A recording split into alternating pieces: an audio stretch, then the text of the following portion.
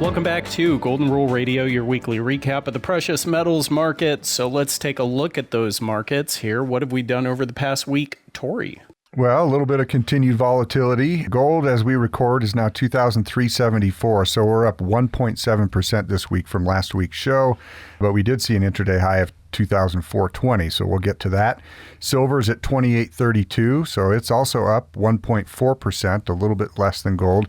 The other two white metals are down. Platinum is down 3% this week to $948, and palladium's currently $1,044.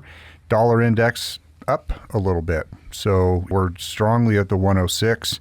And so all that being said, the ratio is relatively unchanged, sitting right around 84-1. So there's your brief weekly recap. You guys want to do a little bit of a deeper dive? Sure. I think a couple things to look at are, despite the starting and ending points based on our arbitrary day of Wednesday each week, Wednesday and Thursday, I think it's also good to look at some of the highs because silver almost got to 30. I think we topped out at around 29.80 at one point. And like you mentioned a second ago, gold all the way up into the 24.20. I actually showed like a little over that, 24 and 25, something like that. Yeah, I showed 24.43 on Friday. That was in the Friday intraday. Yeah. Not close. So nice big run on gold. Will it continue? Nobody knows this go around. I think that's going to depend on what Israel does with Iran.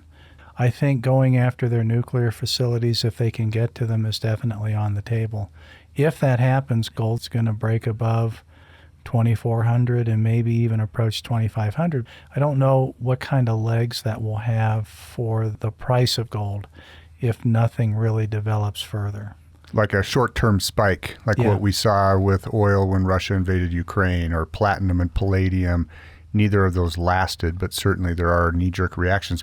I think it's a great point because Friday, that was really the only explanation for that intraday high, was that the geopolitical tensions had really built, and that was the day that everybody felt like Iran was going to do something to retaliate against Israel. It didn't happen. Everything kind of reversed, and then we had a lot of ounces dumped in GLD. And so to me also was either some profit taking, but it reeked more of the typical type of price suppression activity in the markets through big banks. 31 million shares of GLD was dumped on Friday after we saw that high that you guys just mentioned. And that happened in minutes. And the average volume of traded shares over the past 30 days in GLD is like 10.9 million. And we saw 31 million all dumped. So sold right ounces right away in minutes. And so, somebody knew something. Yeah. Yeah. But then it did happen the next day. The attack ended up happening on Saturday. But, when I try to sell something, I usually want to get the most money I can for it. Well, there you go. And then buy it again after it becomes a better value. Yeah. Yeah. All right, Miles. Chart-wise, though, did that reset some things? I mean, has anything changed in terms of your outlook and where things might go from here? Yeah, I think we're definitely going to have to readjust some things. It's hard to chart uncharted territory, so to speak, because I've got no reference points to go back to. I'm just looking at extrapolating out things and trying to kind of figure out. So I'm not surprised. I'd been screaming 2350 for quite a while. I'm not surprised it went a little bit above it with the momentum, but I'm glad we at least got to those levels. So, of course, the question then comes to, do we have sell in May and go away like we do every year? Or do we have a stall followed by a continuation, which we showed a couple weeks ago has happened during strong phases in bull markets like 2019, 2009. There are examples where you don't necessarily have to have big retracements after you have a breakout above a high. Especially with the Chinese demand, Miles, that's what's pushing this market. It's not the Western buyer. The Western buyer is actually selling metals into this market as if everything's going to be okay. I've never seen prices this low on U.S. double eagles. They're cheaper than 1 ounce bullion eagles right now for 100-year-old coins. I've never seen this price for silver dollars before. They're $4 or $5 a coin cheaper than silver eagles. It's ridiculous. So you're seeing a lot of selling into the Western market, but the 20 and 30-year-old Chinese are buying gold like there's no tomorrow. That's 20 and 30-year-old people. people. Right. That's the generation that he's talking about there. Yeah, Dave brought that up this week. Yeah, that retail volume in China. Yeah. And it's not the wealthy Chinese piling millions into gold. It's the kids. Yeah, because there are very few, if any, other options for them. Right. Our kids here, to use your term, are buying cryptocurrencies. Can't do that over there, right? So you're seeing this gold effect of, more than 1,400 tons last year. Right. And that's huge demand compared to the U.S. And the premiums is a great point because even in the silver premiums, this is like buying silver 2 years ago. In 2022, you were paying then what you're paying now for a silver American Eagle, and the spot price was $6 lower. And that was when we were telling people, don't do that. Don't chase this premium. Now we have some normalizing in that market, and we'll take it. And speaking of premiums, that young generation in China, they're actually paying 20 and 30% premiums to own physical gold. Whereas our generation here in the U.S. buying Ethereum and Bitcoin, how's that working out for them, Miles? Well, it depends on when you bought it. I guess it does. But if you bought it just a few weeks ago, Bitcoin's down 15.5% and Ethereum's down 26.5%. Yeah, that's why we diversify.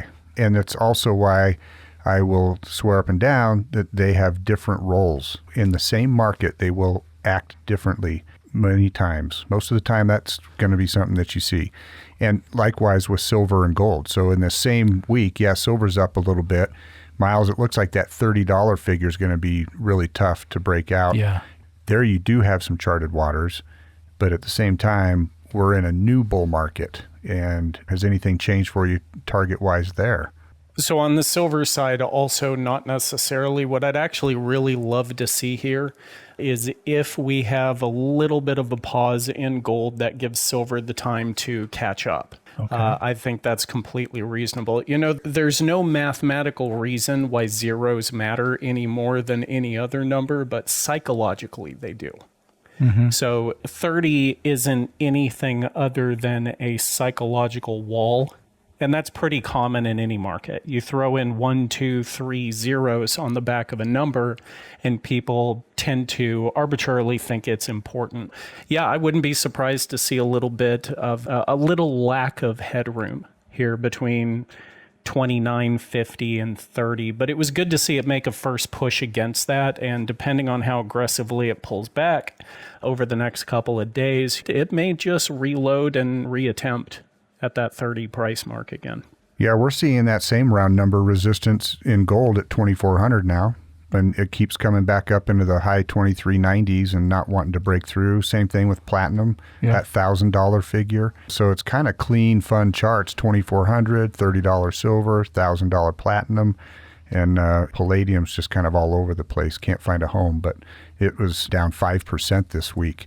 That decline, we'll see if that continues and continues to present a value. So with the ratio still around 84, it still leans on the side of doing silver, right? Depending on your age and stage of retirement and everything else, but still a great deal. And it's like buying gold at a discount, so you talk about the premiums have softened. Another way to get a discount is by doing some white metals instead of all gold, even though we're gold bugs. What do you have to say, Miles, in terms of platinum and palladium? Not a whole bunch of activity to point out? Price-wise, we've kind of landed where we started with platinum and palladium.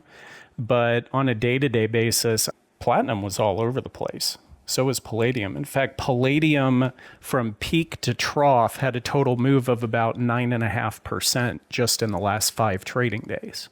So it had a big move up, 9.5% drop, and then we've settled kind of in between the two numbers. I think down about, 1.8% last week compared to this week, but a pretty big swing on either side of that. So palladium is pretty volatile. Platinum, same story. It's down about 2%, you mentioned at the beginning, but it was up as much as 5% at one point, and then turned around and came back down, so about a 7% swing there. So a lot of something to end up nowhere a lot of volatility. It's a carnival ride, like a roller coaster, a lot of ups and downs, but you end up exactly where you started. That seems to be the case for the white metals this week, favoring to the downside, which also surprises me a little bit. Industrial metal, hard to come by. One of the primary producers is Russia, who's still sitting on sanctions across the world. Mandatory for catalytic converters in vehicles, and we're getting a conversion, Rob. I know you talked about a number of months ago. It looks like some of the automotive companies are swinging back towards platinum. Right. I just don't know how stockpiles don't eventually run out. Like, I don't know how platinum doesn't end up becoming a great investment at some point in the next couple of years. Boy, and it's been so frustrating these last 6-7 years since I started moving accounts into platinum. It's just gone sideways. Yeah. I mean, we've seen $500 platinum and we've seen $1,300 platinum. So certainly there's been some swings, but nothing substantial, certainly not relative to palladium where there's a ratio trade, or relative to gold where there's a ratio trade. That's the frustration. We're not in this to pick highs for exit strategy and liquidate assets. No, right? It's all ratio trading. Yeah, we're compounding our physical assets through other metals. But Rob, I mean, is the wise, I won't say wise old sage, I'll just say wise sage. I'll say old. What's your general sense of things? My general sense is I think equities are topping out. Powell did not deliver on his rate cuts. And so equities are starting to top and pull back. I mean, the Dow's down 5%, transport's down 6%. NASDAQ and S&P are down 4.5%. I think they're topping. I think they're going into a pretty difficult summer, in my opinion. We'll see how the fall treats them with the new election and maybe rate cuts. Don't know yet. I think that gold and silver may have played out for the spring market. Because, we look at the technicals and we look at the fundamentals, like what's happening with rates and what's happening with Iran and Israel. But we also look at the seasonals. And seasonally, this feels like we've seen the top of the spring market. Unless something really heats up in the Mideast, I really don't see any other driver other than the slow burn of inflation as people come to terms with that. I totally agree with all that, and I appreciate you stepping out and saying that. It does make sense, and I will add a couple other categories that this could essentially be a summer of discontent. And I know it's an election year, but there are a lot of things that could really work against the present administration in an election year. And it reminds me of 2008 when we were doing this, and oil prices spiked so high in the Bush administration prior to the election. And it just fed right into the hands of Barack Obama because that was so painful. Well, you've got gas spiking now as well. Gas is spiking, but crude is down just 5% in the last 3 days. Yeah, it had the same activity last Friday. It was up 3.8%. Yeah, but gas prices keep rising. Yeah, and it's a trailing deal, and you've got summer travel, and there's a lot that goes into that. But more important that gas prices are climbing than crude oil. People don't care what crude oil does. They care what gas does, right? And you've got commodities in general coming up. We obviously have the CPI that's working in the wrong direction. Yeah. And so economically things are slowing. And then the other one is banks. I'm wondering, is it here and now? Bank of America shares are sliding because of an unexpected number of charge-offs on bad loans sooner and harder. And that's what's putting the Fed in a corner too, with this whole rate cut versus pause versus rate hike. Those banks are in trouble as you have non-performing loans stacking up and becoming realized losses and charge-offs. That's really going to rock the banking sector. So all of that is a precarious situation politically, much less economically. And I thought we would see banks starting to tumble by now. But so far, it's out of the news. It's not being reported. And nobody, except for maybe our customers, are really focused on the safety of their bank and their insurance companies. What we've seen, and David pointed this out, the cost of living has increased 50% in the last 5 years. Yep. Well, gold is up 50% relatively in the last 5 years. If you go back 10 years, the cost of living has doubled. When you measure inflation rates the real way, the way we used to in the 80s, incorporating all the numbers, well, gold has doubled. And that really tells you what it's supposed to be doing. Our white metal strategy is compounding ounces for gold, But gold is really where it's at. That's where your purchasing power preservation comes from. So come a summer of discontent with prices, your gold has adjusted for you going into the summer and protecting your better side of your portfolio compared to dollars. And we are going to see a breakout. I wanted to say we were sitting on a breakout last week. I'm glad I refrained from that because it does look like we are now going to be moving sideways into the summer. But I don't really see a lot of weakness for gold. I mean, we might see a 5% retracement. Maybe 10 even. Maybe, but it doesn't matter because the underlying value of gold by the end of the year, it's going to be strong again. Come on, Rob. It's 18% in 2 months. Is that not a breakout? Is it not good? What else do I have to do for you to make you optimistic? Oh, now he's a bull. What else? What else do I have to do for you, Rob? And I'm the curmudgeon. I personally caused the gold price to go up 18.5% for you over the last 2 months. I'm just hurting. I'll tell you what else you can do, Miles. Tell us exactly what the prices are going to do over the next 3 months, so Rob and I know whether to come to work. That, I'd just sit at home and be a billionaire. I wouldn't tell any of you anything. No, I actually do agree with you, though. I mean, obviously, for all intents and purposes, yeah, of course we had a gold breakout. But the question is what type, right? Yeah. Because we've had multiple gold breakouts over the last couple of years. We had a higher price in 2020, and then we had another higher price, and then we had another higher price, and then we had another, we've had a higher quote unquote breakout price in gold multiple times.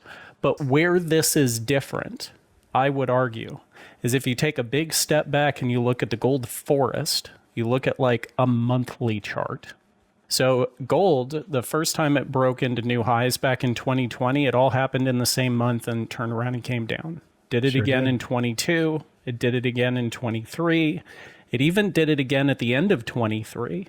But we've had 2 straight months up. And I'm going to step out and say this time it's different. Well, this time it clearly is different because we've had consistent growth over and above setting a new paradigm in metals. So for me, the question isn't anymore, are we showing that gold breakout we've been waiting the last couple of years for? I would say yes. My question is, where's the floor?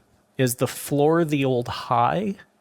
Is the floor a little below the old high? Like, where's the new floor in gold? And I think, like you said, assuming it's going to be a relatively lackluster summer, we might get to see where the new gold floor is. And by gold floor, I mean probably the last time you're ever going to see gold that cheap ever again in your lifetime. Man, that's really well said. I'm hoping to see 2,200 in the near term. I'm going to step out too, and I'm going to say that I think it's going to come down. That's the kind of market I want this to be. I want this to be a market that has healthy retracements and pullbacks. We touch moving averages, which we're far above right now.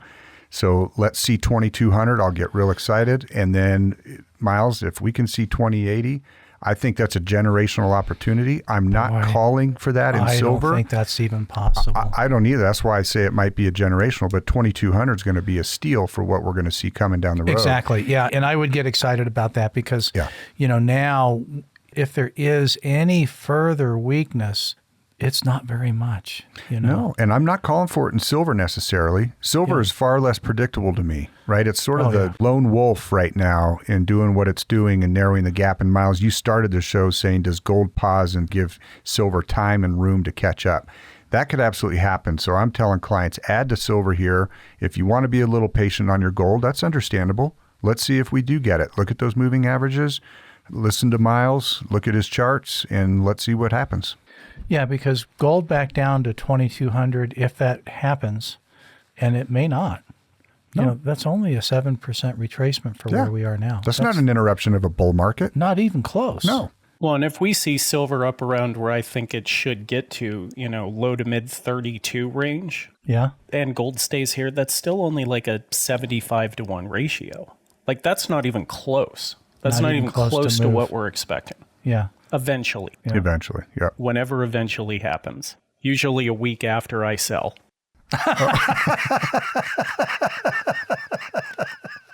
You and me both, brother. So that's going to do it this week for Golden Rule Radio. As always, we appreciate you stopping by. If you liked what you heard, hit the YouTube buttons. Better yet, why not swing by our website? We can be found at McIlvaney.com. You can also find us on Twitter at ICA Gold or Facebook at McIlvaney Financial. And as always, if you'd like to discuss your personal portfolio with one of the advisors here at McIlvaney Precious Metals, you can give us a call at 800-525-9556. Thanks for listening. Have a great week.